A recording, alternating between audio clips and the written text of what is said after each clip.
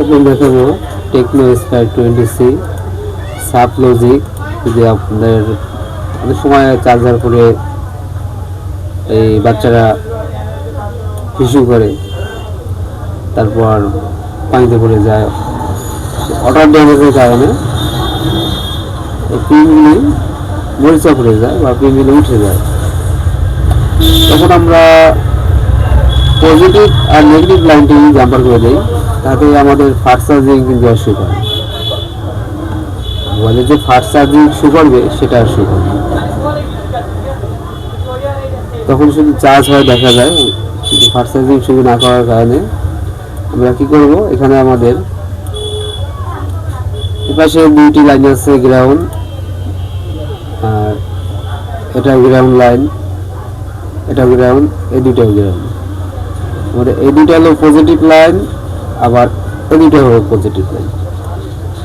তারপর আমাদের এখানে এই যে ইলো কালারের যে লাইনটি আছে, ইলো কালারে 1 2 3 4 5 6 7, এই 7 নম্বর লাইন,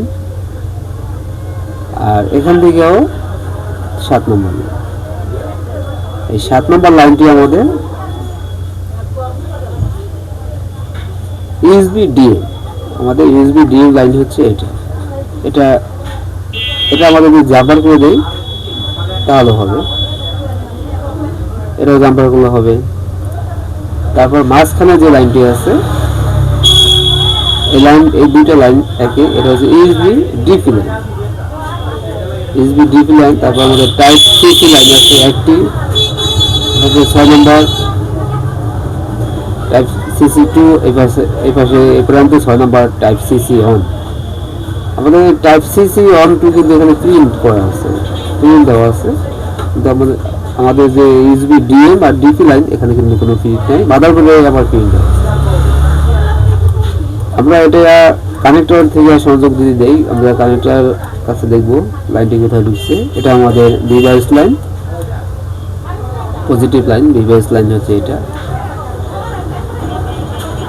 তারপর এই ইউএসবি টাইপ সিসি 2 লাইন হচ্ছে এটা, তারপর সিসি অন ইউএসবি এটা, তারপর ইউএসবি ডিপি লাইন হচ্ছে এটা গ্রিন কালার, আর হলুদ কালার যেটা, এটা হচ্ছে আমাদের ইউএসবি ডিপি লাইন। আমরা যদি লাইনটি জাম্পার করে দেই তাহলে কিন্তু আমাদের ফাস্ট চার্জিংটা শুরু করবে। জাম্পার না করলে আপনি যদি লাইন শুধু ডিভাইস লাইনটি আপনি গ্রাউন্ড লাইনটি কানেক্ট করে দিলেন, কিন্তু আমাদের ফাস্ট চার্জিংটা শুরু করবে না সেক্ষেত্রে।